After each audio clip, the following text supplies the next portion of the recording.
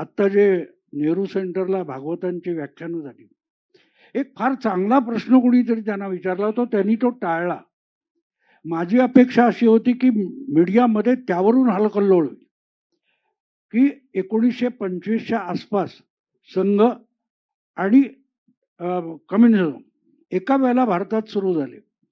मग त्यांची अवस्था अशी काय? तर भागवतांनी, सरसंघचालकांनी तो विषय टाळला असं मी म्हणतो. टाळला. ते म्हणाले की तो त्यांना विचारा प्रश्न, मी कसं त्यांचं आकलन करू? म्हणून मी म्हणतो की टाळलो. पण त्यांनी त्याचं उत्तर अर्धं असं दिलं की हाँ उनको मदद चाहिए तो हम कर सकते हैं. आता गंमत लक्षात घ्या, त्यांचं आकलन करण्याविषयीचा प्रश्न होता. पण भागवतांनी डाव्या चळवळीचं आकलन केलं नाही, विवेचन केलं नाही. पण गेली 25-30 वर्ष मी बघतोय सगळे डावे अखंड संघाचं आकलन करण्यात रमलेले.